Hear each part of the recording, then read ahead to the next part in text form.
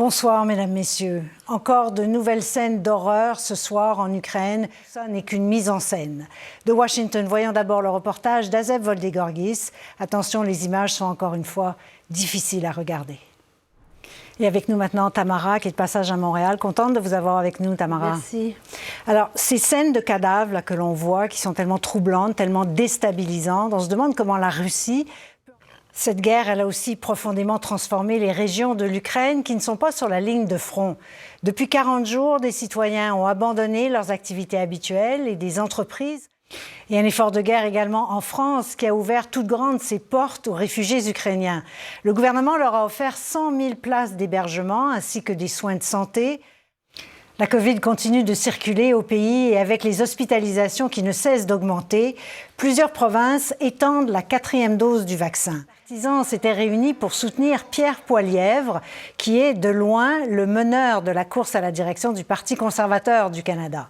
Mais son discours peut surprendre parce que Pierre Poilievre fait la promotion du Bitcoin, vous savez, cette crypto-monnaie risquée, souvent mal comprise. On a besoin de vos lumières. Est-ce que les crypto-monnaies sont un jeu dangereux ou pas? La réponse est oui. Simplement oui. C'est dangereux, c'est risqué, c'est spéculatif.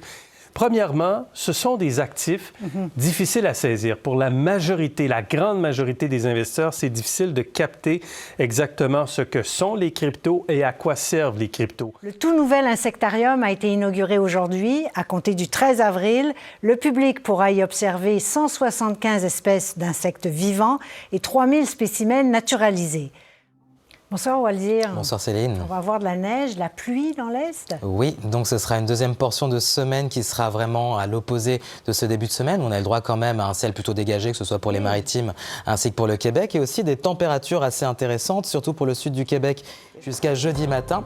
Et enfin, plus au nord, on va retrouver un temps beaucoup plus sec, mais par contre un froid assez présent, surtout pour Yellowknife et Iqaluit, avec des températures autour des moins 15 degrés. Merci. Le froid reste présent. Oui, c'est ça. À demain.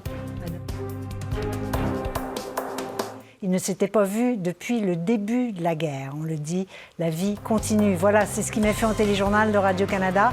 Merci beaucoup d'avoir été là. Dans un instant sur ici Radio-Canada Télé, c'est Sport Express avec Guy Daou. À RDI, c'est le National avec Véronique Darvaux. Bonsoir. À demain.